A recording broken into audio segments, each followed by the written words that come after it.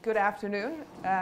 Very pleased to see all of you here. My name is Agnes Salāce, and I'm the Senior Policy Analyst at Providus, which is a Center for Public Policy that promotes evidence-based discussions on various policies. This is a new sphere for us, but it goes very much in line with talking about the development of labor market and labor force in Latvia, which is a topic that I work with as well.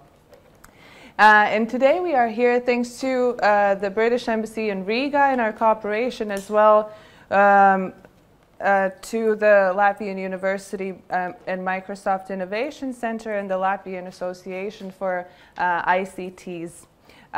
This event is a part of the All Digital Week, which takes place all over Europe. And today also we are being live streamed, and people are able to follow this discussion in various countries in the EU. This is why we are also holding it in English. The conversation topic today is development of digital skills, road to a more inclusive and diverse labor market. Why is this topic important? In Latvia, also in talking about the prospects for economic growth and development in Latvia, we're very much talking about developing a data-driven nation, more digitalization as a part of our development here. But are the skills of the labor force sufficient? Data shows that unfortunately it isn't so. According to the EU Digital Economy and Society Index, Latvia is only placed 19th in the EU overall in the score, and only 23rd with what regards to human resources development. Nearly half of Latvia's population still lack digital skills. So the conversation today is about how to promote development of digital skills in various age groups and various audiences, and in both finding short, medium, and longer term solutions. Before we start the panel discussion, and I'll introduce you with the panelists in a bit, we'll watch a short video where we spoke with several employees employers in Latvia, Swedbank, Cemex, Visma, Circle K, thus representing various industries, and also their employees who've gone through reskilling or requalification programs. And we asked what is it that they look for in their prospective employees, and how do they address the gap in skills. So we'll watch the video now and then begin the discussion a little bit later.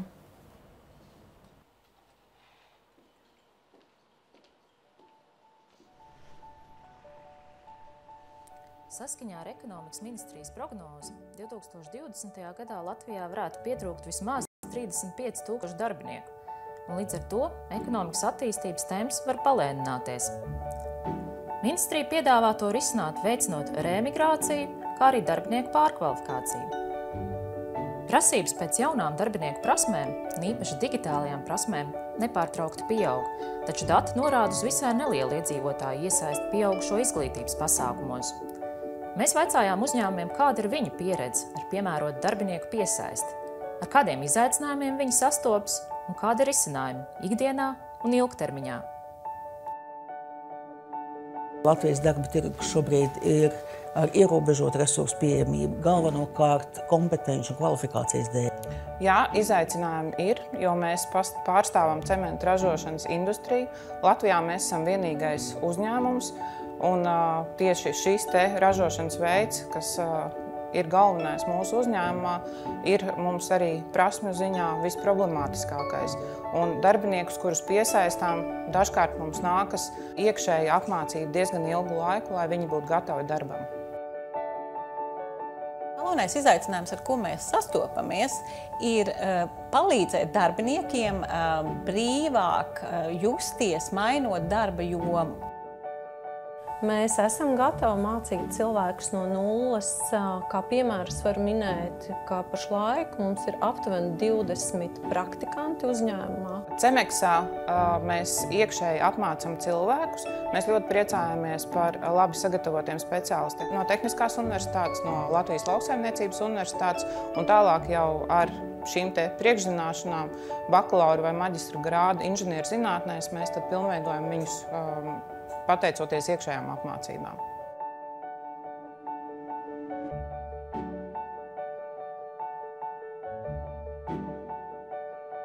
Ilgstoši bankas vispār tika saistītas ar jaunu cilvēku darba vietu.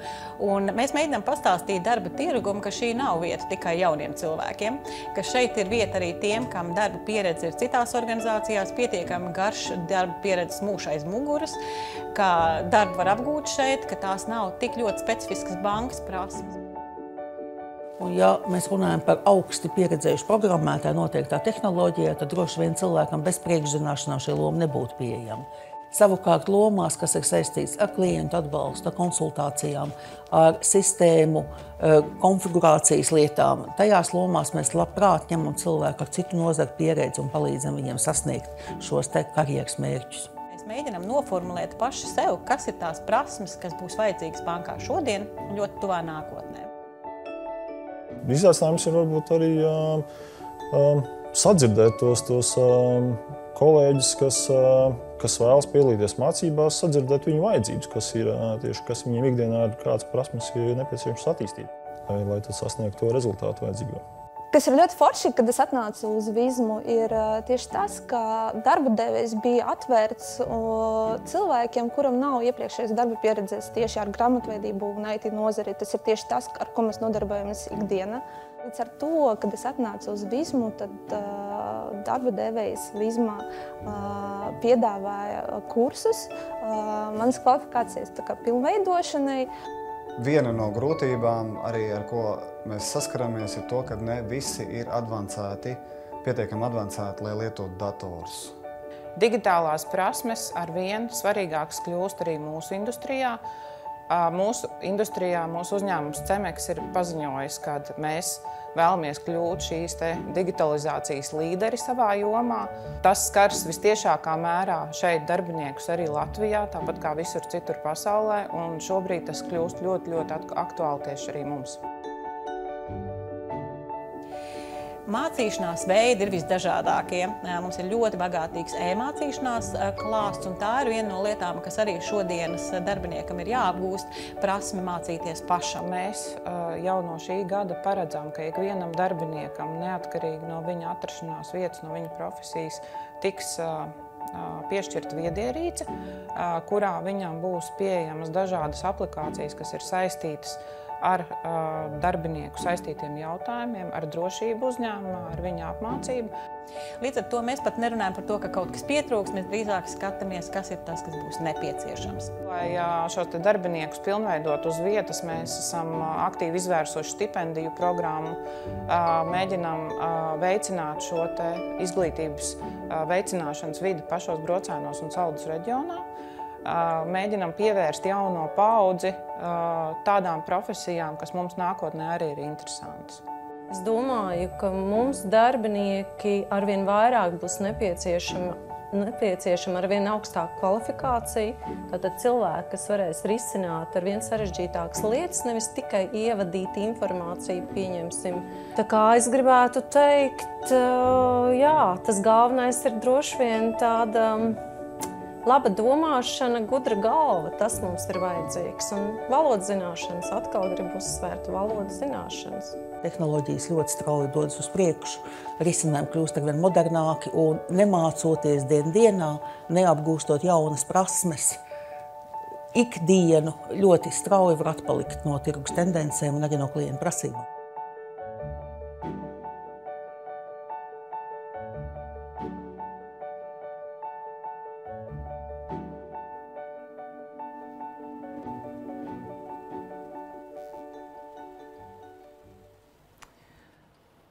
Okay, so we heard the perspective of employers and the skills that they see they will be needing and also the kind of strategies they employ. to develop them among their own employees and their prospective employees. But I would now like to invite our panelists to join me here in the front, where we'll discuss also the existing policies and other practices that are there to promote the development of digital skills. Go ahead. Please join me here in the front, and then I'll introduce you when you're here. So, otherwise.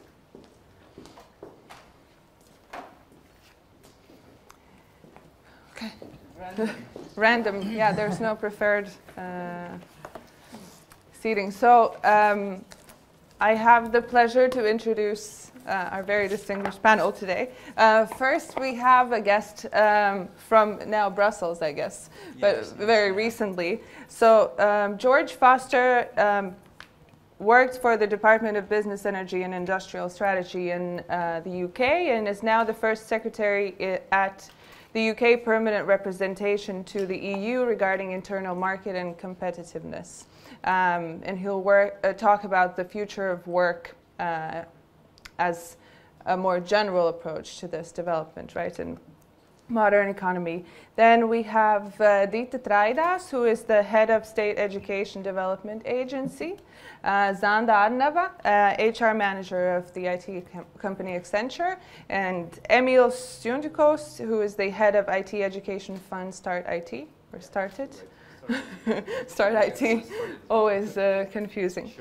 Okay, so we'll start with very short questions to each of you regarding the field that you are in to kind of begin this discussion. So I'd like to ask George to tell us what is the future of work? What are the major changes in modern economy that create this demand for more advanced digital skills, for example? Okay. You have to turn it on. If we're on first. Can you hear me okay? Yeah. Okay, the pressure is on going first. Well, thank you, Agnes, and thank you to Providus and the British Embassy in Riga for organising this event here today. So, as has been said, I'm here to talk about the future of work. And the first question is kind of what is the future of work? And it is a little bit of a misnomer because, as we saw on the video already, it's actually here upon us now. And someone from industry actually said in the video that, you know, it's easy to fall behind, you know, within a matter of a day because of the speed in which technology is changing and the increased requirements of people to become digitally competent. So there are a few bits and pieces that I would like to just quickly cover today. One is kind of what is happening in the UK labour market. Secondly is why this question is kind of worth having this debate about and this public dialogue, such as what we're seeing here today. And then third, I would just like to share a little bit about what we're doing in the UK to make sure that employment regulations and practices keep pace with changing digital technological advances and new business models. So in terms of where we are in the UK currently, so we are doing well on the employment front and we're at around 75%, which is a near historic high for us. But what we are struggling with more so is productivity. And we are lagging behind some of our counterparts elsewhere, including Germany, France, and the United States. But as I say, what we are doing quite well on, there we go, thank you, is the actual quantity of work, and we have a lot of it. Now, what I would like to talk about is another element of this, which is the quality of work and why that is so important. So the nature of employment is crucial, not just for the economic success of nations, but also the success of each individual worker. And it's sometimes thought that, you know, business interests and workers' interests are sometimes in conflict. But in the UK, we take the view that actually they are complementary, and it is in business interest to make sure that we have flexible working opportunities so that businesses can access the best talent and not just who's available necessarily on a 9 till 5 basis. And that allows people who have, childcare commitments, caring commitments to be able to participate in the labour market. So new and more flexible forms of work are becoming increasingly common. In fact, in the UK in 2014, 6% of the jobs just didn't exist whatsoever in 1990, and that's types of jobs rather than just jobs per se. So this is kind of the changes that we expect to see, and these will be accelerated. But one of the issues that we've found in the UK is that new forms of work and this flexibility can also bring certain challenges. And our Prime Minister commissioned a chap called Matthew Taylor to undertake a review of modern employment practices. And the Prime Minister had concerns around, given digital changes and technological advancements, what does that mean for workers and in terms of that flexibility? So on the 7th of February of this year, the government has published its response to that particular review. And I just wanted to briefly outline some elements of it in terms of what our response has been. Because we've been analysing this review, there are some measures that we've already taken. So one thing that we've done is we've introduced a national living wage for the first time, which is quite considerably higher than what our national minimum wage is. We've banned exclusivity clauses for workers that have 0 hours contracts so that they're able to take up work with other employers. And we've also introduced shared parental leave so both parents are able to spend time with their children. And the Taylor review found that a lot of the flexibility can sometimes be one-sided, and that is what we're committed to trying to address. So I will just go into a few of the recommendations that we've accepted. There are 52 that we've accepted, so I won't bore you and go into them, all 52 of them. But let me just pick out a couple. So one of the things that we've done is we've introduced a right for all workers to be able to request a more stable contract. So if you have a 0 hours contract, but in reality you're working, say, 30 hours a week, you're struggling to get a mortgage because you don't have the regular kind of guaranteed number of hours, you now have that statutory right to be able to request that more stable contract, and that will help in terms of what you're able to access, for example, a mortgage. The other action that the government has taken is we've introduced the right for all workers to request a written statement of their employment conditions, and not just employees, all workers, on day one of the employment relationship. So it means that workers are able to basically enforce their rights straight away. And also, many workers for the first time will be able to take up rights to sick pay and holiday pay as well. But what I think has been most important from this review is the government has essentially accepted that we shouldn't just be focusing on the quantity of work, but that we need to focus on the quality of work. So we've basically identified 5 different foundational components of good work, and these include overall worker satisfaction, good pay, participation and progression, well-being, safety and security, and voice and autonomy. And what we are currently doing is working with experts to be able to identify metrics in which we can measure these foundational components. And it's obviously not an easy task in the same way that measuring employment or unemployment, it's quite easy. But as I've said, we think it is important that good work is seen just as critical as plentiful work. So that is what the government intends to do on that.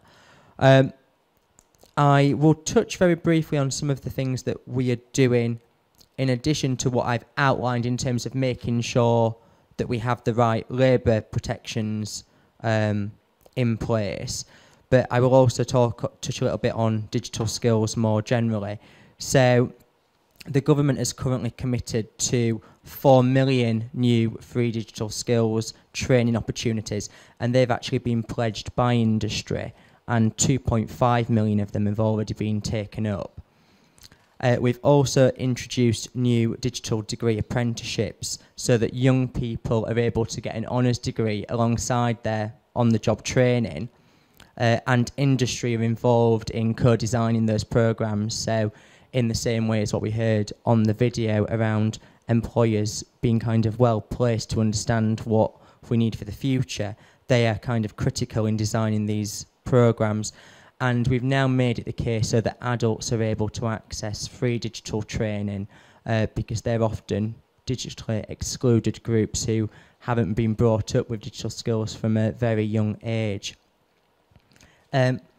So we are trying to put ourselves at the forefront of embracing digital change. We don't think that the right response is to just stop the clock. But one thing that we're particularly mindful of is that, you know, digitalisation can have an impact on people's labour security, and that's why we've set out some of the measures that I've outlined today, and that's obviously intrinsically connected to what digitalisation is doing to our changing labour market, really. Thank you. I think some of the things you mentioned about workers also progressing right at their workplace as one of the parts for quality of work is very, very important. And I think that also goes in line with what the government of Latvia is doing. And then I'll turn to our next panelist and ask her about the activities in place to promote adult training with this lifelong learning program. Yes, if we look, I have two perspectives where I can enlighten a little bit of how the digital literacy and digital reading looks like and how it is developed in Latvia right now, and what kind of funds we use for that and what kind of efforts we are planning to achieve. So first of all, I have to say that digital skills doesn't spring in the empty place. That means that that they have to be seeded already in the school period for youngsters who start their education in our formal education. Because when we look at the OECD data, which was measuring recently the age of youngsters of 15 and their digital reading, and you know OECD countries, it's if I'm right, 54 countries, then we are right in the middle in this result. As we are both in mathematics and in natural sciences and in reading, so we in OECD level, even in digital reading, we are in between. But yeah, and Estonia is much more further, and Finland is much more further, Korea is much more further, Australia and Singapore and so on. Some comparisons here still back to history I have to make, because Estonia started to invest in school education and in digital education already in 1997. I have to admit that we started that in 2007, seriously, in 2007. That we bought some computers beforehand. I don't count that as a investment in digital literacy, but from 2007 there were much more serious attempts and funds allocated for that. Else we have to remember one hot issue which is in education policy debated right now, and that is from what age we have to start to teach our kids, from 6 or from 7.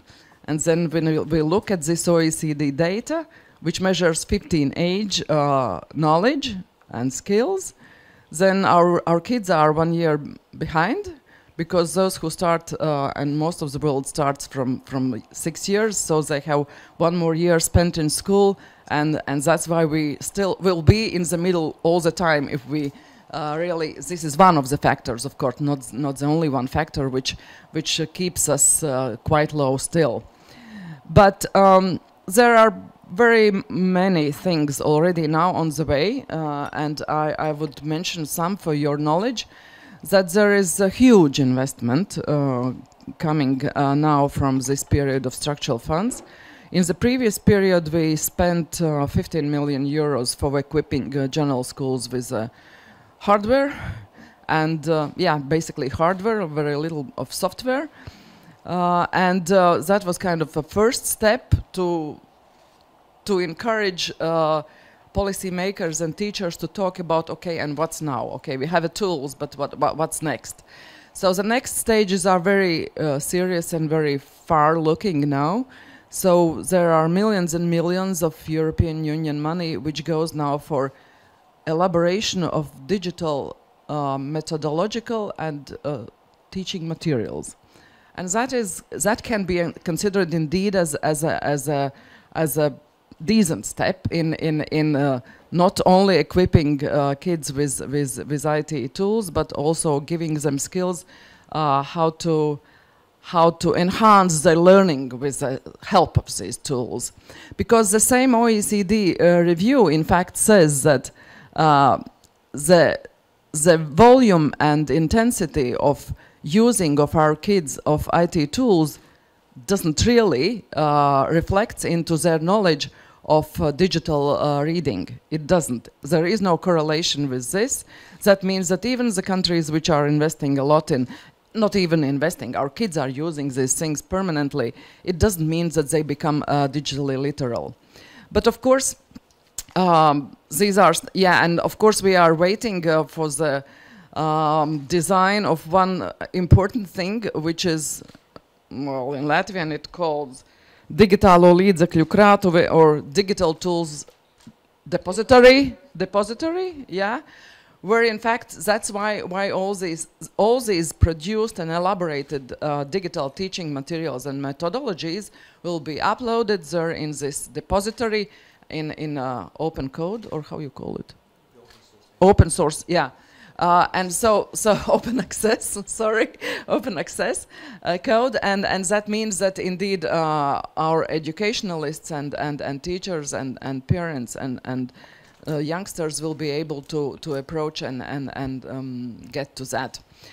But of course, and there is of course still going money for infrastructure, for the hardware, because if I'm right, around 80 municipalities are getting European Regional Development Fund investment for still upgrading their digital infrastructure in the schools.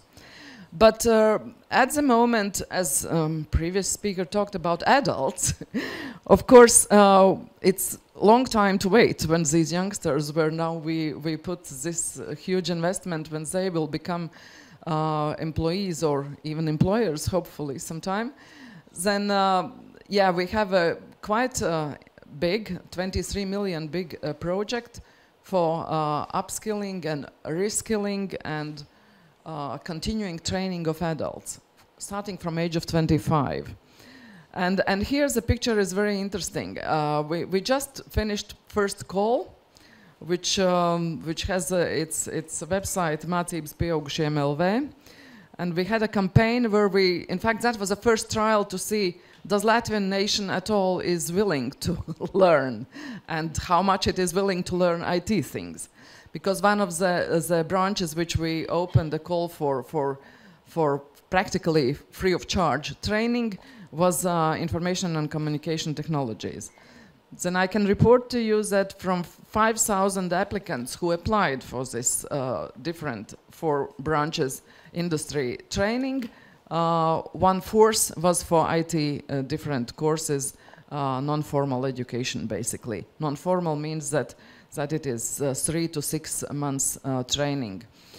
I have to admit that it's not that bad picture indeed, and I think that that is a pressure of companies and industry, that to keep yourself up to date in employment, you really have to invest in yourself permanently. And before, it wasn't really a success story for Latvia, because training is expensive, especially IT training is very expensive. People were not really capable to pay that learning from their family and private means. Governmental help was zero, till the beginning of this year. It was absolutely zero, except teachers and probably public administration, or maybe I think medical industry has their in-house training financed too. But at the moment, Latvia has reached, in fact, 47% of adults from all the economically active adults who are taking up the training, retraining, and this is a little bit contradiction of European Commission data, because the European Commission has set up the plan saying that adult training has to reach at least 15% of our adults. In fact, we are far beyond that already, but that is a little bit strange, because the method of counting, I understand, as statistics always is the most fuggy science, then there are these different data. But at least when this program for adults reskilling, which we are having, will be ended, we will be able to report on ground results. That's the good side of it. And how we get at the company needs, so we are asking the sector expert councils, which are under the auspices of Latvian Employers Confederation. I'm not commenting whether that is good or bad mechanism, how we arrive at what companies need and industry need to be retrained for. But we have that list, and that's a huge list regarding information technologies. And in fact, it mirrors that 10 top skills which the global industry has highlighted as a general. So Latvian needs are almost there, just a little bit more detailed, product orientated, maybe program orientated, and not so much of general. But yes, the possibility for adults is still open, because the project lasts till 22. So if the industry of information technologies for the next rounds will formulate their needs even more precise, then this challenge of having filling the gap of skilled specialists in this branch have a certain door open. Thank you. Thank you very much. But what about the actual involvement then afterwards of these adults that are reskilled or upskilled? How successful is their job placement afterwards, both from this lifelong learning program and also from the state employment agency, perhaps, you know? Yes, that will be very interesting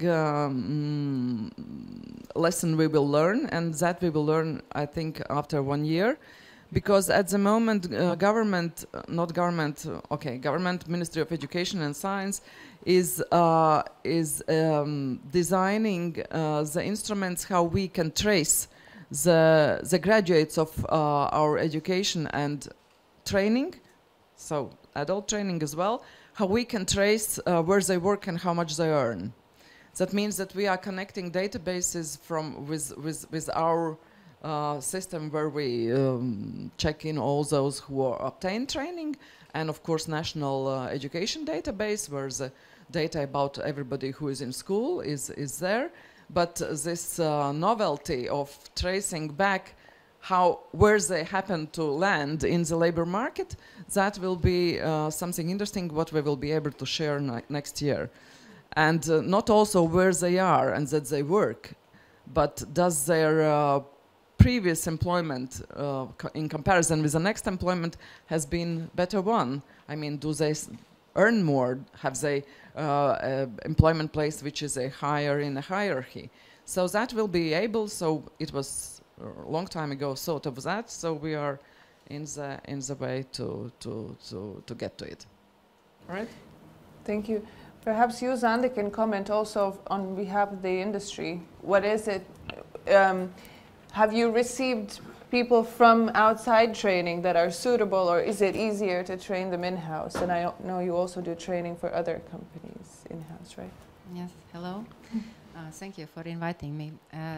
So yes, you know, I am representing IT companies, right? And you know, we are struggling with limited market already for a years, actually, since crisis. And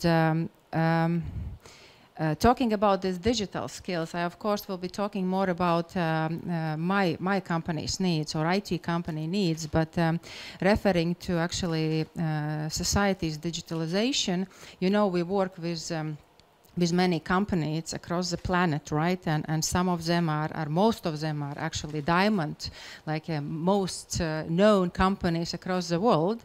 And I remember one of president of Nordic banks, he said that actually I am a president of IT company which just has a finance or bank license. So actually we are talking about that IT skills or digitalization skills are needed for everyone, right? And therefore I think that I have several options or several things that we can do to really increase amount of people, not just students, but also people working for this industry. And to my opinion, or to our opinion, that the most important is actually to increase, of course, pool of students joining not just IT. I don't want to say just IT, because STEM also includes IT, but if we, let's say, look to the broader perspective, increasing STEM pool, that would help us, to all of us, yeah. And I think this is a really like a key message we would like to do now. And of course, we can't approach just the students right now, because they already learning, and they are how many they are. But we definitely need to start with pupils, with schools, and Emil can comment later. But I personally think that we just need 7 years to have a really great pool of IT people, or let's say STEM people, joining market. Because if we start now, and if we start approach, let's say, this first school after the first class in a high school, not sure if it's enough, but at least we can try. So usually they learn 3 years in high school, right? So we actually do everything to actually motivate them to join STEM. Then they need to learn, let's say, at least 2 years in a university, because most of technology companies hire people starting from the 3rd year, like meaning after second course they have a practice, and they start to do this practice, and they usually stay as employees. Yeah, so actually we add 2 years, yeah, so it's 5. And then you know that people who are willing to do something, who are really who has a potential to learn, they are progressing within 2 years, more or less. Yes, they are, let's say, junior experts or experienced juniors, whatever, how do we call them, but that's again 2 years. So if we start now, we have 7 years to have a great pool of digitalized or STEM students or people or candidates joining our market. So this is a second point, and of course third, and yes, of course, talking about students, it's of course their attrition. It's difficult to deal with this, but that's separate topic. And yes, and reskilling. I disagree with Antra Zālīte, who said that you can't learn IT in a short period of time. And I know that other IT companies somehow thinking that Accenture is cannibalizing IT market, because we are telling that programming and IT is actually available for everyone. And trust me, singing teacher can become a great IT programmer, and it can happen over the 6 months. Yes, you can't expect join IT market without any experience, let's say in an expert level. So for example, I am HR lead. let's say I have some experience in HR, right? And I, of course, if I suddenly would like to join IT, I should start from the beginning. But there is nothing impossible to, let's say, start in my career in IT. I just start with a training, then I do some practice, and within 6 months, I am a programmer joining IT company, joining most probably actually very, very important and big projects working with people on site. Everything is possible, and we know it. We started a year ago, little bit more, and now we have around 100 adults already. And also, let's say, not just adults, but also, let's say, youth having different background, coming from different background. And the results of them are super good. We are doing this comparison between people joining with IT education and people joining with other education, and the results are completely the same, meaning they are not less skilled or less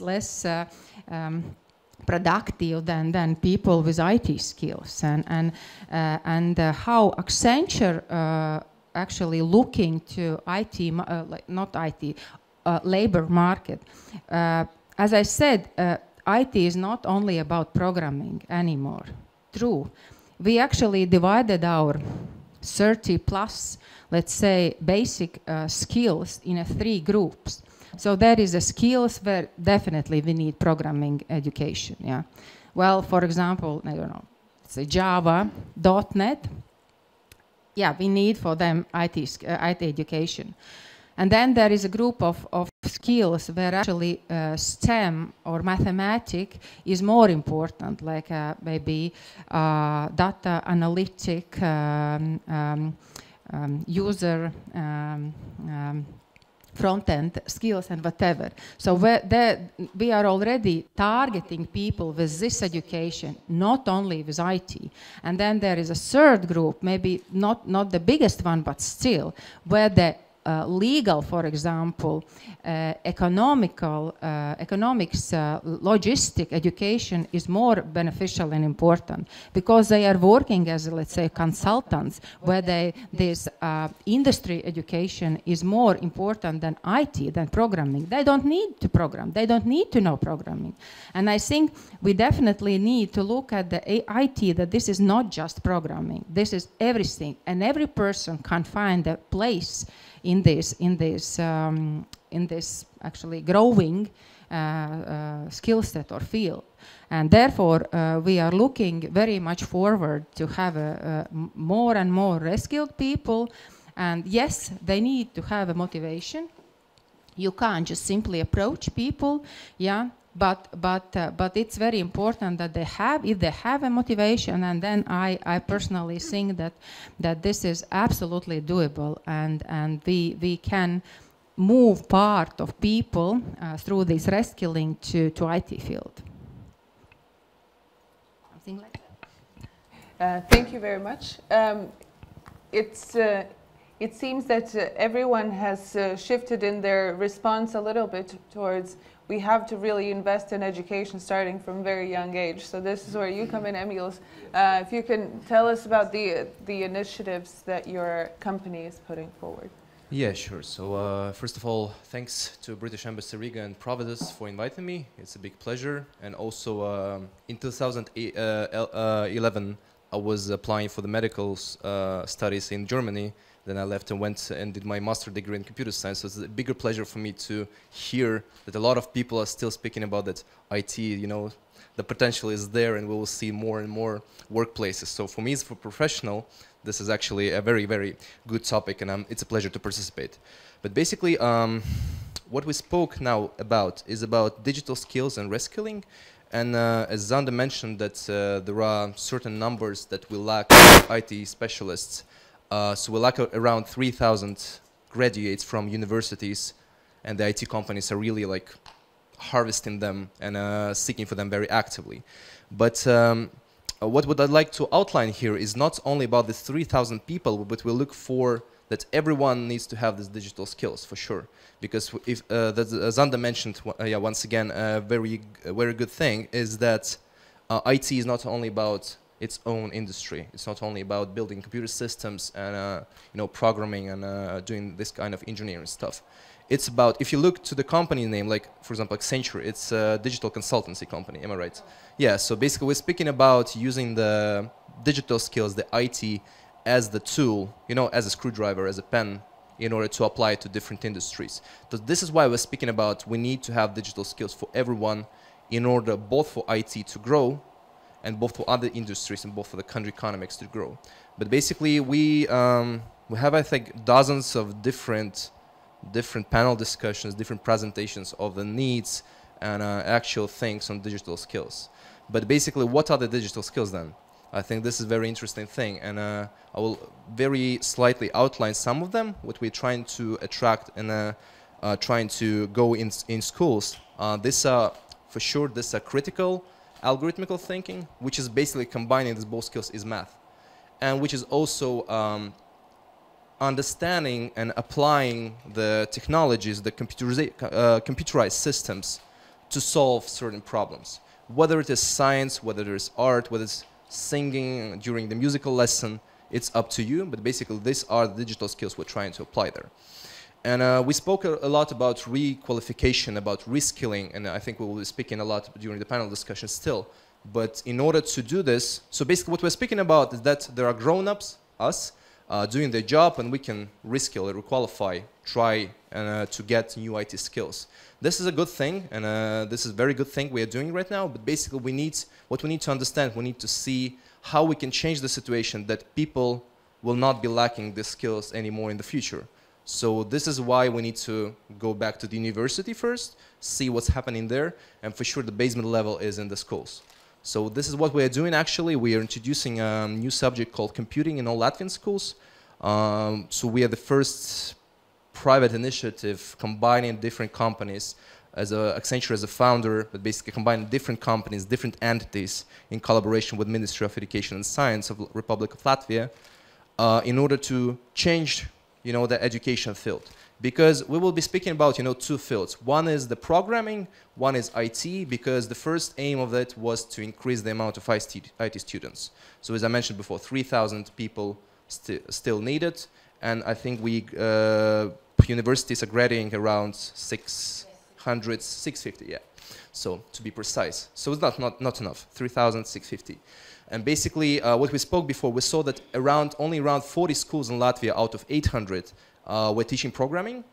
So this is why we applied there. We said, hey, this is enough. We need to change something in order, to see the result, not in 1 and 2 years, but to see the result in the future.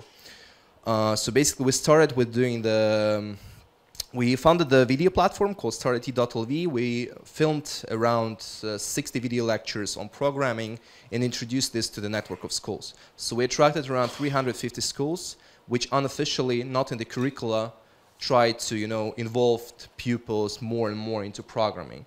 We also started with, it was in 2013, we started also with a network of the mentors, so basically IT professionals who can go and share their knowledge. This was a free of will for sure, but basically they were quite happy to do this since they saw the situation, since their children also went to school. And afterwards we understood that, okay, the programming is the one thing, but we need to think about this digital skills, about the basement level. Because it is very good, to learn how to code, but this is basically the same if you, teach how to write essays now, but you don't teach about the grammar and semantics of language. Yes, so basically the basement level. So we introduced a new subject called computing, starting the first grade. And during this year, we are finishing the pilot project in 153 schools in Latvia. We have designed the curricula for the 1st till 9th grade. So the whole program is there. Each week they have lessons, tests. This is all open access and open source, so it's free of charge. And this is also interesting insights I would like to share, so to be very precise and quick, so we can turn to the questions, to the discussion, is basically that we do the data analytics each year, and what we saw is not only the raise of digital skills, but also that this thing, the computing, also results better grades, better knowledges in other subjects as well. So not only math, not only physics, Yeah, physics, the 7th grade as well. Physics, but also social sciences, also literature, also sports somehow. That's quite interesting, but somehow, yeah, sitting, you know, doing this kind of stuff maybe motivates, you know, to drive further. As Zander mentioned, the good programmer can be also the musical teacher. So there is some correlation between music and math, that's for sure. Okay, so a lot of them. But basically, yeah, so basically we show very good results, but what we also saw is that we need to speak not only about, you know, people getting out of the school and going to IT, but going to different industries. It doesn't matter where we go. Because what we analyzed in the universities, one good example was in a faculty of medicine. Nothing bad for the specialty, they're very great. We have very great education, but basically what I saw during the conference, a young lady finishing the faculty of medicine and doing, you know, the research on diabetes patients. So basically around 5,000 patients in Latvia, she monitored them, and she said, okay, and I gathered this, you know, this insights, and then I wrote it down on the paper, and I tried to put this in Excel manually. And me, as an IT specialist, I was looking and like crying, you know, internally, because this is kind of a pain, because we have computerized system. This is the same as, you know, I don't know, trying to, okay, I think I'm doing something wrong. But basically, this is the same as you using, you know, some kind of like clay tabs in order to, you know, write it down, but we have paper and pen. We have this kind of stuff in order to do this faster, in order to do this more efficiently. And actually, one of also the good insights, what we saw about this digital skills and what we're doing right now, and then I will finish, is that 2 weeks ago, our project was outlined as top 12 best educational projects in the world by UNESCO. So we went to Paris, and those were quite good results, since there were like a representative from Morocco, from India, from Kingdom of Bahrain and other countries, and saying that, hey guys, that basically we invested like $2-3 million, euros, and other currencies into the infrastructure. So we bought tablets, we bought Macs, we bought printers, 3D printers, everything fancy and good. But what we saw is that it doesn't change the situation, you know. It is the same if I don't know, if I'm gonna give a pen to a small child and I will not teach him how to write. So he will do some crazy drawings, which is also good, but this is not the quite tangible result that we would like to receive. So basically what they outlined is that, hey guys, maybe we did research when we understood that we need to introduce a subject from the 1st grade. Basically, this is what we're doing for the 3rd year here. And what we're actively right now seeking for is, as I mentioned before, is going into all of the professions and showing that it's not only about you need to go, you know, to work in IT, which is also great. Me as IT industry representative, also looking positive for it, as Zander as well. But basically, we see that whether the people would like to become an architect, designer, panel discussion moderator, whatever, he will need the digital skills. And there are various stakeholders we're working on. First is for sure our municipalities, teachers then, because the teachers are very, very important. And the thing is that we understood that in school we have the infrastructure, as it was mentioned before, but first of all, they are kind of confused how to use this. So basically, I went to various schools, they have 3D printers, bunch of robotics complex, and there's like, yeah, we do have this, but we do not know how to use it. And it's like, okay, let's, you know, go there, let's try to give some tutorials, very, very, you know, step by step, plug this in, turn this on, this will print, you take it out, you show, very, very step by step. The teachers and also pupil itself. So basically, what we're now designing is a new platform, so the people can come there and see this so-called digital career roadmap, let me call it so. So basically, this is the professional architect. This is a pupil where he is now in the school. And these are the digital skills, the so-called milestones he needs to he needs to learn in order to become so-called 21st century architect. And we do provide this free of charge video materials. So people can do the tests. What we do right now, we design this Start IT certificate, also for free, so people can, for example, view this 3D printing or mobile development or any like AutoCAD, like 3D modeling thing, pass the test, do some practical exercise, and this certificate will be accredited by both the academics, by university, and both by the industry. So basically, what we'll have a list of people who are very proficient, who would like to learn, who have spent their first step, because it's, you know, so-called risk-free solution. They can do it at home. They don't need to sign anything. They don't need to leave their job and go, you know, to any other company, try to do this risk. Because as what we saw during the interviews is that people, especially who are older than me as well, but basically who are already working, they would like to change to another industry, but they're quite afraid to do the step. Because you need to leave your job where you spent like 10 or 15 years, doesn't matter, and you need to go to the like fancy IT company, and you heard about Google, Apple, Microsoft doing crazy stuff, and in the news, and you saw like, for example, any big IT companies inviting you, and this is kind of a risk because there are various stereotypes who are working on very, very, very hard in order to remove them. So that IT is quite hard and programming is not for everyone. And basically with this solution we will try to, you know, attract this kind of people to show them that, hey guys, this is nothing bad, nothing scary into the digital skills. Yeah, and let's maybe turn to the discussion. So thanks. Thank you very much. I have a short question before we turn to the audience, to all of you, and basically would just like a one-sentence answer. And this has to do with something that Emil's in the end mentioned as well. So there are already some training programs also provided by state institutions, but the placement afterwards, for example, after a state employment agency courses, and I don't know what the equivalent would be in the UK, is that the job placement afterwards or the actual use of these skills is not that high. So sure, the state should be committed to promote the acquisition of new skills that are suitable for the modern working environment, but which is the best place, which is the best forum to acquire these skills? Because I feel that Start IT is a great example of taking industry professionals and then going into schools and providing this using the industry expertise instead of remaining to the old format of courses, for example, in state employment agency. So which would be the best forum to promote reskilling and upskilling? One or two sentences, really short, and then we turn to the audience. So that's a very difficult question to try and choose between. The way that we work in the UK largely is through apprenticeships, which I described, which is where you have the on-the-job training, but simultaneously you acquire some kind of qualification, like an honorary degree. But I definitely kind of associate myself with what you described on a personal level, where I've gone on some kind of course, a Microsoft Excel course, not used it for several months in the office, and then come to do it, and some of it kind of has disappeared. So the on-the-job bit is just as important. So it's kind of a continuous process, both through formal education, but you do have to always keep it alive on the job.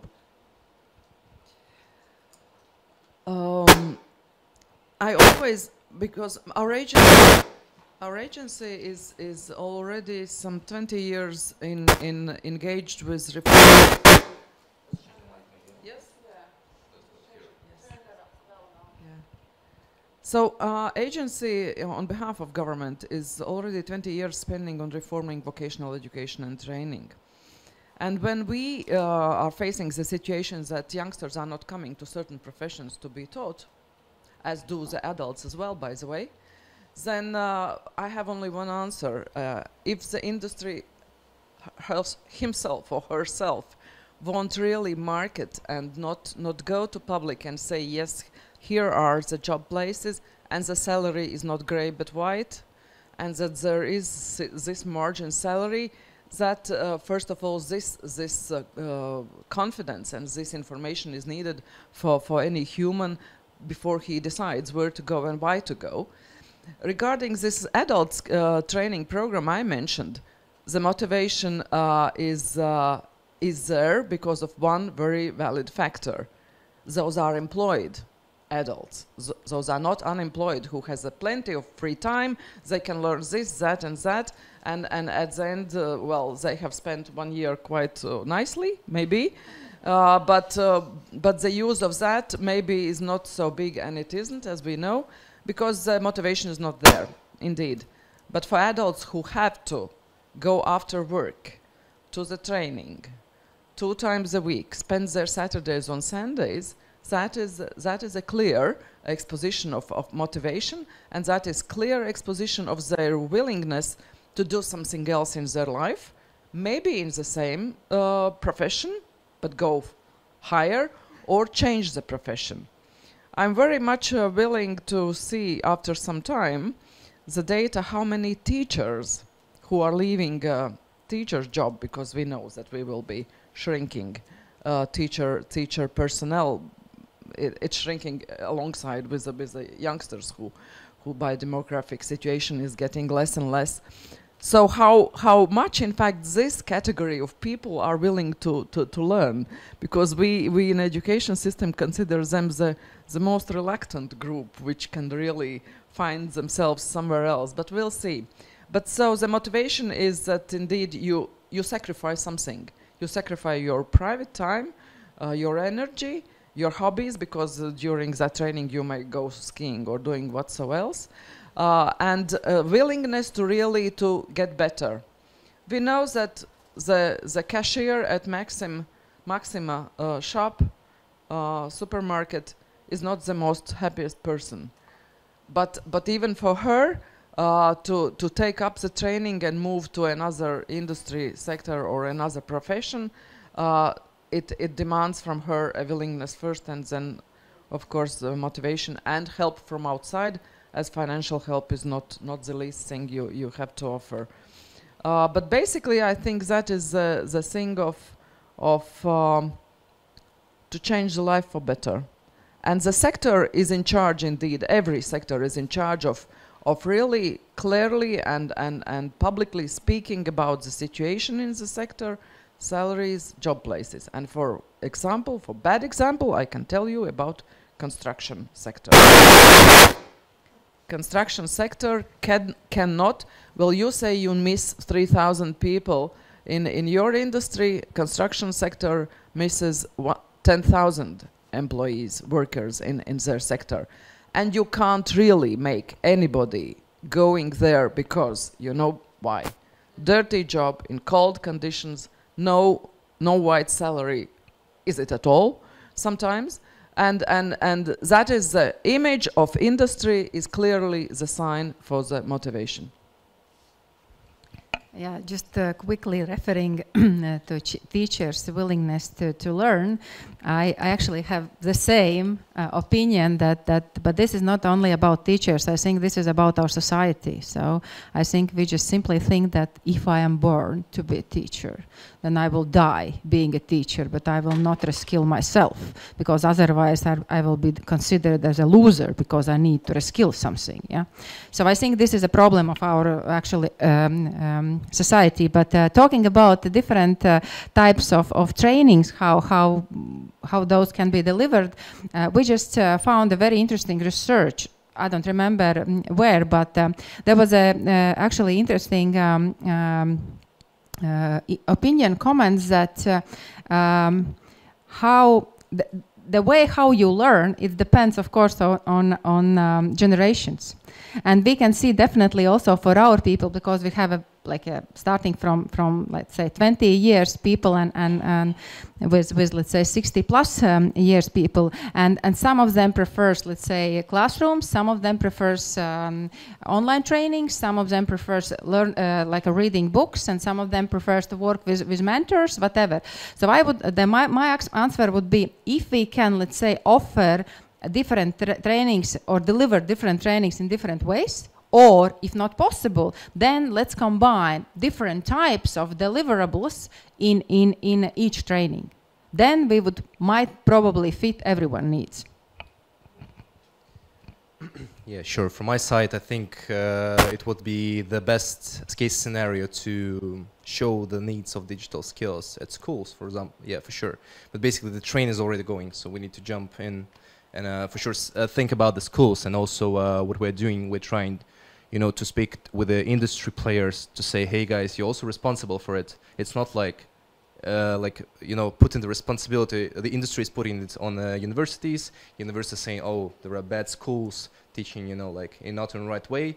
Then they are blaming kindergartens blaming, I don't know, grandmas and and etc. But basically what we're trying to do is, to advise industry to say, hey guys, this is the thing we need to do it. And actually there are industry players doing this. This is very good, great news. But for sure, in my opinion, there should be, you know, so-called various ways, as Anda mentioned, and also so-called, how to call it better, like open industry concept, let me name it so. So basically that people do see actually the ways how they can learn, the benefits, the risks, the outcomes, not just, you know, we're speaking about, oh yeah, you can turn into IT, you will have a great salary and etc. But basically they do not see what's happening inside of this box. The same, I will bring a present to you, you don't know what's inside, say it's a very cool thing.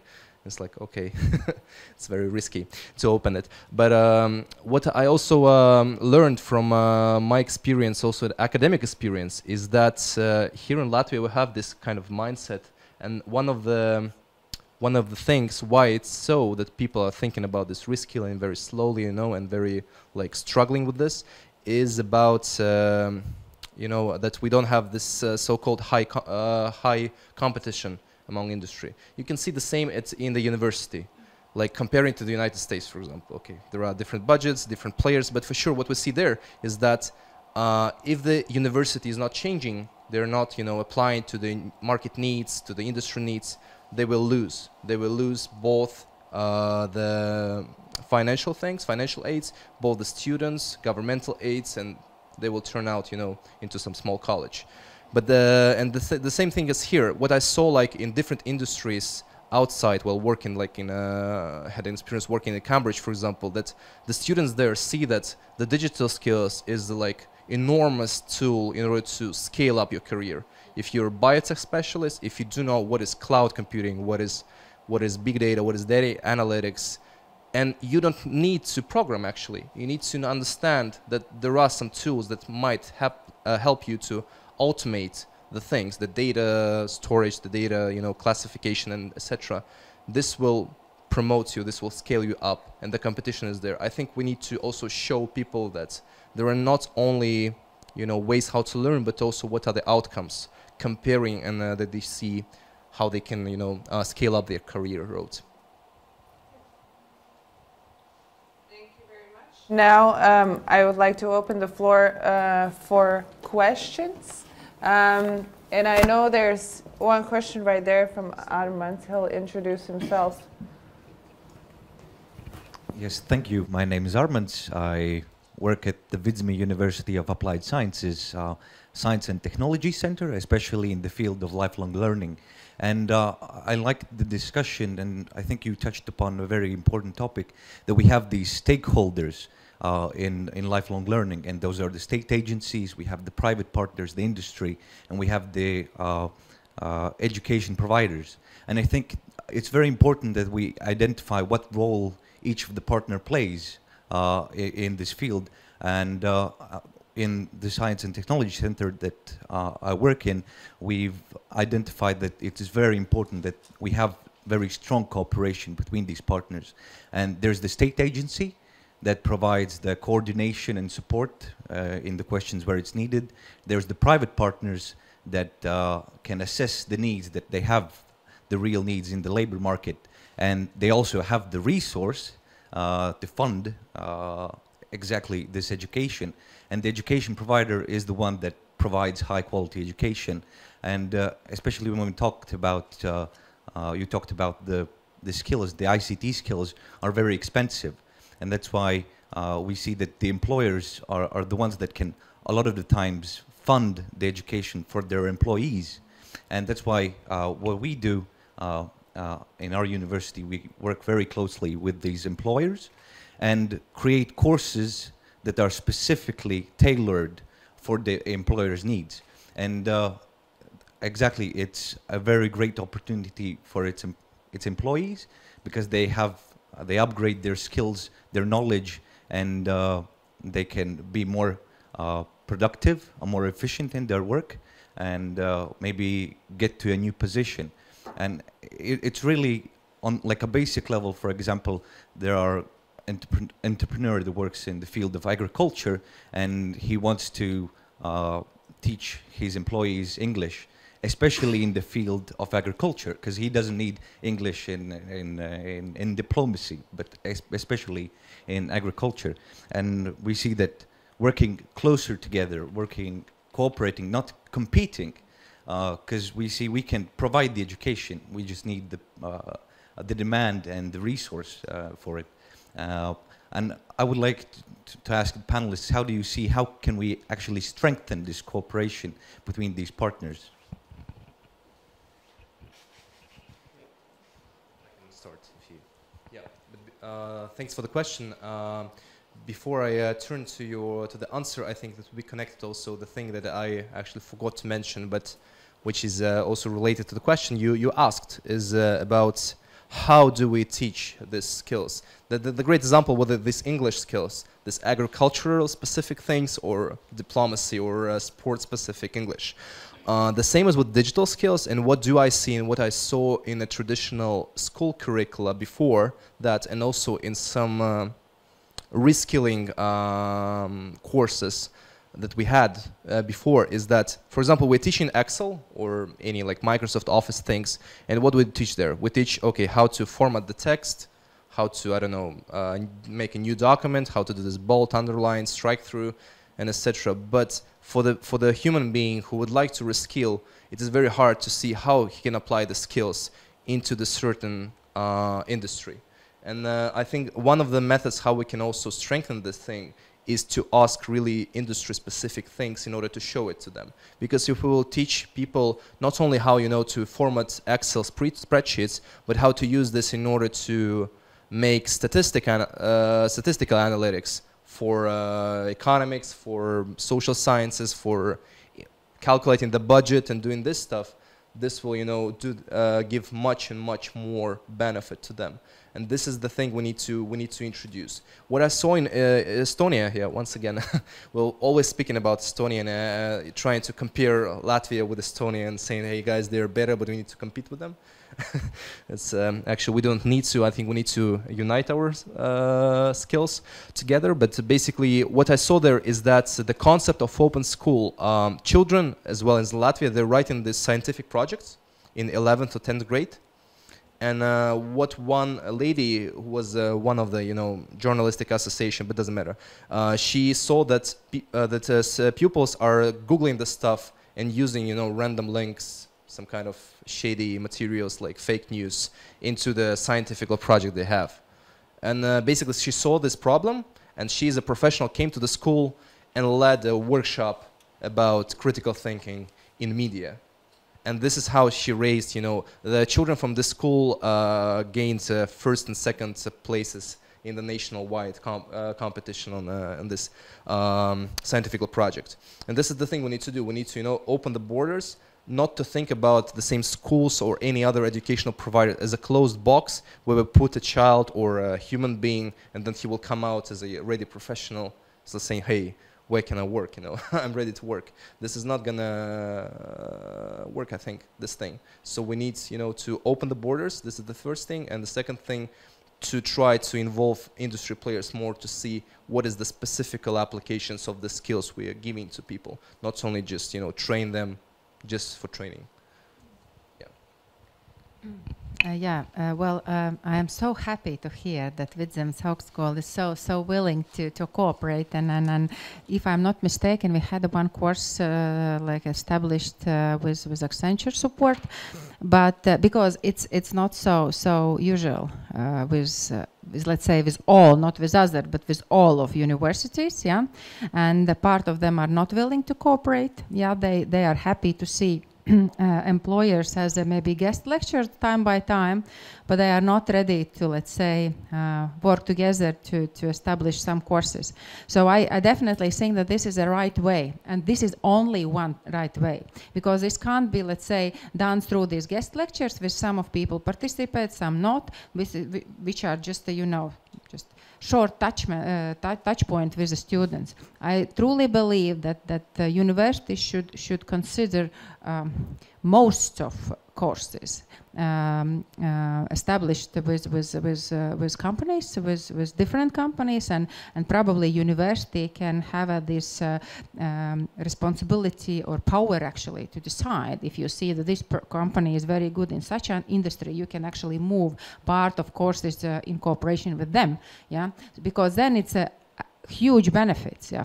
For university, this is business-proofed education, and for students, this is real career paths. They can see real examples from employers, and they can also, you know, really understand this. You said that people need to know this meaningful, the results. You can really show, yeah, you can really show how this work will happen in these companies, yeah. So I think this is a super trooper, and of course for us it's super. Then we can approach people. We can approach students directly, not just through your like presentations and so on. Very briefly add to one of the good examples. It is not a common case to mention, you know, universities on the east side of us, but I will mention the concept, which is, I think, really great. In St. Petersburg, one of the universities, they thought of the university place as it's so-called marketplace. Let me say it so. So basically, they saw that new technologies are coming, and the university representatives are not the one, you know, leading the disruption, because like companies like Accenture are the ones, because they're introducing new technologies and applying them to industry. So they say, okay, we can do the basement-wise course, you know, math, theory, automata, this kind of stuff, but the really industry specific, let's invite different industry players. If it is artificial intelligence, let's invite, they invited Yandex, which is like Russian Google, you know, the big data, they invited Microsoft, this companies, and basically what the company received from that. They doing this approach what Zander mentioned, they face-to-face training, like for the whole semester. This is not just one-time guest lecture when I'm coming saying, yeah, work in IT is really cool, a lot of trends, good salary, you know, future work, and everyone like, okay, very good, good guy.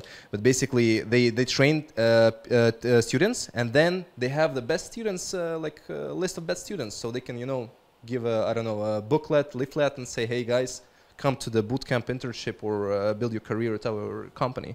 And I think this is a very, very good example that we need to look for as well here. Yeah.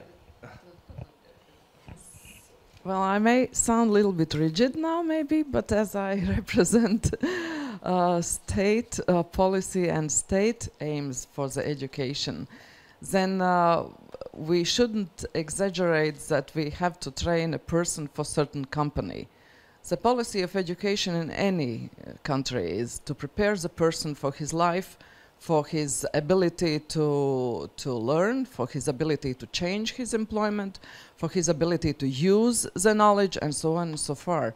And that means that, of course, in the world exist only two ways how employers get together with education.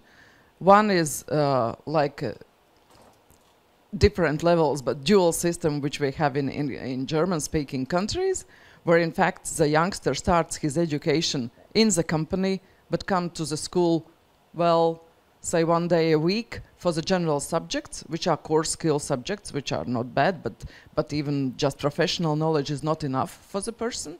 And another is that everything is given in the school, and then the question is how school gets this industry needs in it. And then, in fact, everything is open, and the policy and even the reality in Latvia is absolutely made open.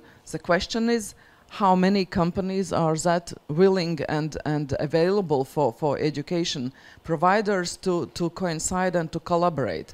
Because the convents of higher education institutions contain employers, they can interfere any question. Any study program designs, they can interfere. In vocational education, it's the same. None of the curriculum, none of the qualification exam, none of the training praxis is taken place without employers.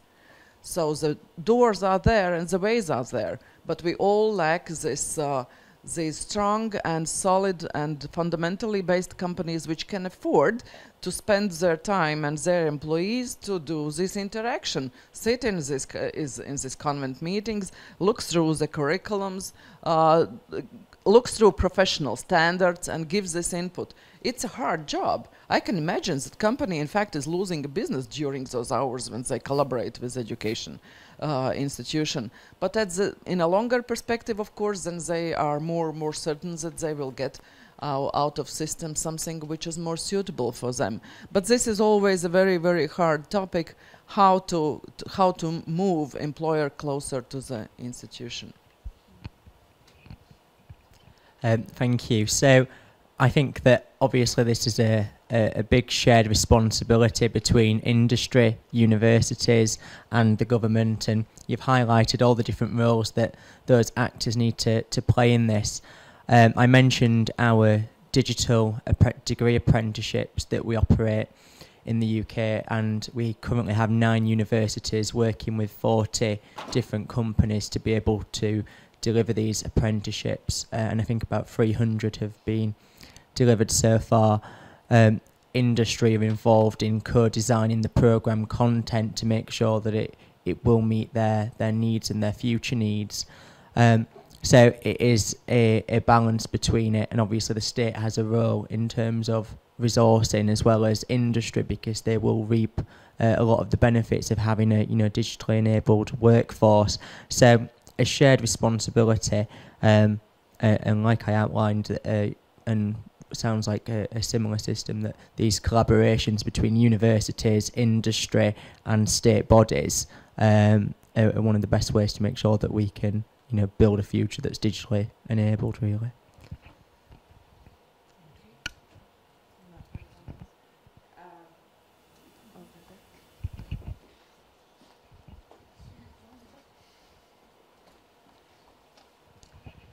My name is Linda, and I represent trade unions, and I would like to use opportunity to ask question to Accenture.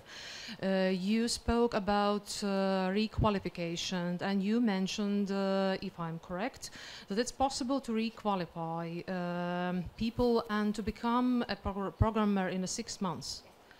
So then my question is, why do you put so many efforts to inviting people from the third countries, if it's possible to requalify our people in Latvia? So, and especially if there is a potential, yeah. So I think you can hear me very well. Okay, sorry, yeah. Well, I also mentioned that if we requalified somebody, this somebody or everyone will start from this junior level.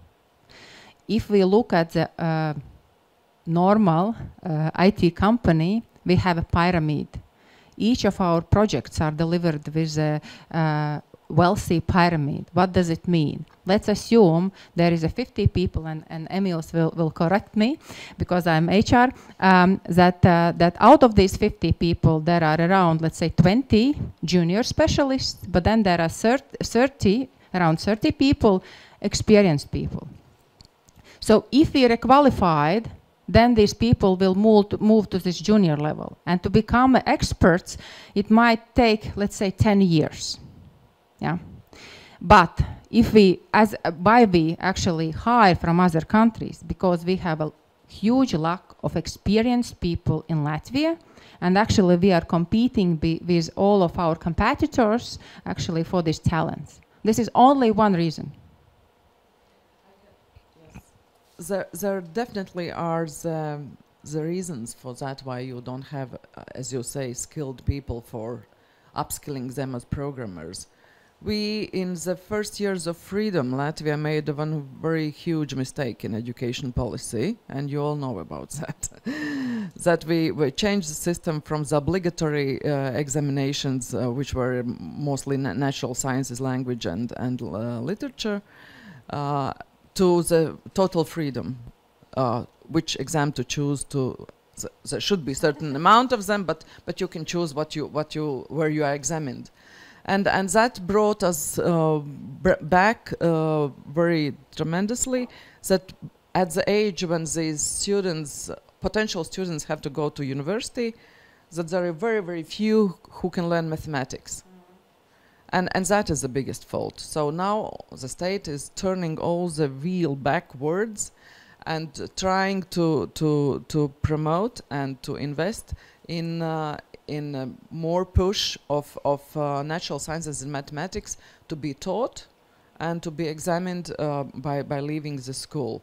And indeed, as you said, since you have algorithm, you can do anything in your life, play piano or draw a painting, but you have to know something from mathematics, because the exact sciences are the ones which the parts of them are practically in every profession now. But we are really missing more than 20 years of the period when these youngsters were finishing the school with a certain capacity and critical mass of knowledge able to work in IT industry. And nowadays it's very difficult to fill that gap. But yeah, that's the consequences. But optimistical message is that we are now we are turning the whole wheel backwards. Yeah, I think it's very much with the short-term, medium-term, and long-term strategies that I mentioned in the beginning. So there is a lack of labor force now, and we can't really respond to it only with reskilling. Any other questions? There you go. From British Embassy Riga. We are here mostly talking about those who are motivated and skilled and even talented. And what about all the rest? I would assume that a lot of our employment is people who are, for example, in Latgale, in the regions, and maybe they are afraid of technology. Some of them are like between 50 and 60 years old. Is there a special approach to those people that you would suggest? Well, that program which I mentioned regarding adult upskilling and reskilling and non-formal training, in fact, is open for there is a different levels of it. And of course, when we talk about IT industry, then the qualification level for which the training is much higher as we train the person for being cook or hairdresser or whom else. So this ambition of offering the range of trainings is very wide. If I can tell you the number of the programs, 700 different programs, modules were offered in the first round of this adult training program. 700 from all the qualification levels. Yes, I admit that the program of motivated people, the critical mass is much more or less in remote districts of Latvia. There are some socially oriented programs else which are at the different agencies at their competence, and a youth program called Youth Guarantee Instrument, which are digging these people out from, as we say, from bushes, because they just hide, they don't want to go anywhere. But there are other socially oriented programs which try to give them first motives and first spirit to do something. It's not, of course, a very high technical training, but it is the first basic things which motivates them to seeing opportunities, seeing some career guidance and things like that. But of course, at the end, as for every company, everything depends from the chief executive officer. So for every life and destiny, the person is guilty or happy for himself. And we spend so much money on different social measures, which finally some minister in economics comes and says, come on, we are so failing out in productivity and in labor force in so many industries, and we still spend money for social efforts. So it should be a little bit balanced differently. That not everything for social help, but yeah, certain amount for that. But we have to put emphasis on really training those who are motivated. Yes, I have to agree you that the recent years the emphasis is we put money in those who can and who are strong already, because otherwise to kind of generate the middle temperature in the hospital, the country cannot go on. I think that's a really good question around how we can engage. You know, a lot of the time, older generations that haven't grown up with technology might be more averse to using it. But ultimately, the technology itself is quite agnostic, and it's people's reactions to that technology that matter. When I was at the National Health Service and looking after their technology-enabled care programme, I would go to hospitals and I would see kind of this aversion for staff to using the IT systems, and sometimes so what you described, which is, you know, writing it down and then inputting it later. And we worked closely with those professionals, but you asked kind of around what tactics we can use to try and do that, and a lot of it is about trying to win their hearts and minds. And what we found in the National Health Service was we collaborated with industry and with a university in the UK to set up a digital leaders network, and it was the health practitioners that went around to hospitals and other healthcare institutions to try and encourage them to use the technologies. If I would have gone into a hospital or a care home and told people to start using technology, a UK bureaucrat would not know best. And so a lot of it is actually just around hearing these messages from your peers and actually seeing the successes that they've had. So having these kind of networks, hearing it from your peers, I think that there are two ways in which you can try to win kind of the hearts and minds of, in particular, like you described, some of the older generation. I also would like to say that we need motivation. That's for sure, right? But in IT we have let's say projects where we develop something. Well, we need absolutely crazy people, like talented people, but we also have a part of our project, let's say 50% is actually these uzturēšanas. Maintenance, yes, maintenance projects, yeah, where we don't need Usain's Bolts, definitely. We just need absolutely good people, yeah. So this is the right place for such type of people. But talking about how to actually help them to enter this IT market, yeah, I fully agree with you that we need to, like, a person they trust. And there I see a real place for local governments. And I still have a vision. I started a year ago, but somehow failed with some locations that I personally think that IT, of course, is an industry where you can work from everywhere. Yeah, you don't need to be in office. Yeah, you can work from home, and actually this means that you are part of our company anyway. And the message is that how to actually deal with this, like fair about IT and whatever. This is cooperation with local governments. They are people who tell them, trust. If I go, no one will actually hear me. But if they go, if they approach people, and if they say, try, I trust that you can make it. This is a real cooperation, but the problem is that they are not ready to actually contribute in such a way, because I'm not ready to, let's say, reskill 5 people they have.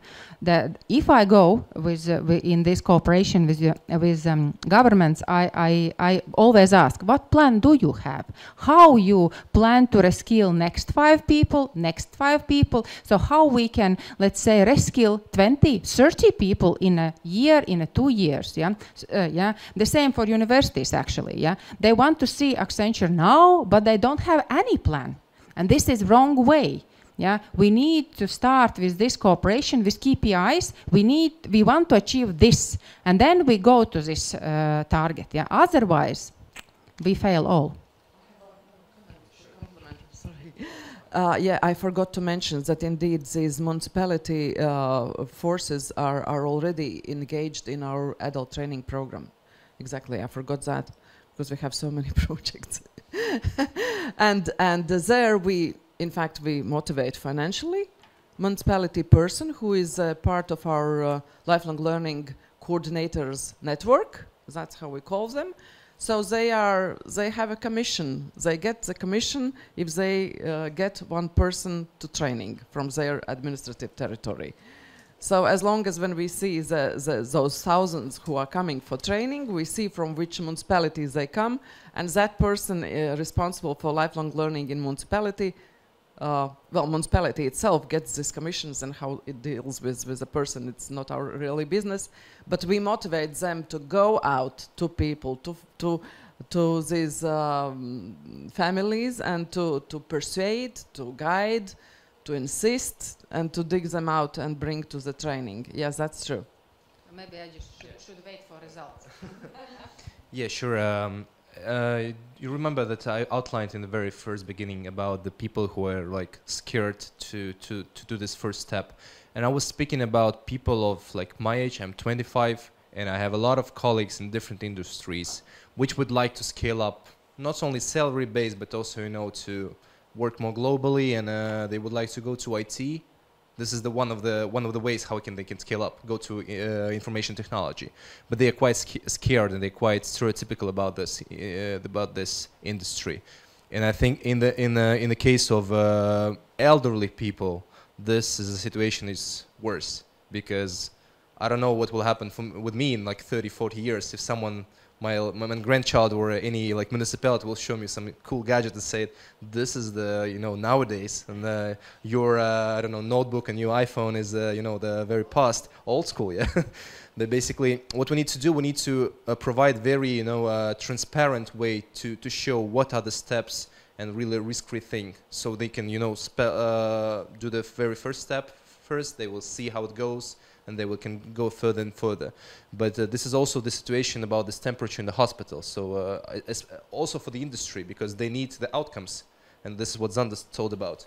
This is also the municipality role. They need to, you know, to prepare the ground for the IT companies and for different industry players to come. But for the comment about this NHS, I think it's also about how we design the same digital skills and also the technology for people-oriented, the same user experience. This is the main thing, also with the courses, because if I go outside, I see the banner, like, hey, become IT specialist, reskill, and I see the guy sitting with like coffee and a notebook, and this is kind of, you know, this is not people-oriented, because it doesn't give me anything. It only gives me the stereotypes. That I need to program, I need to drink coffee, I don't know.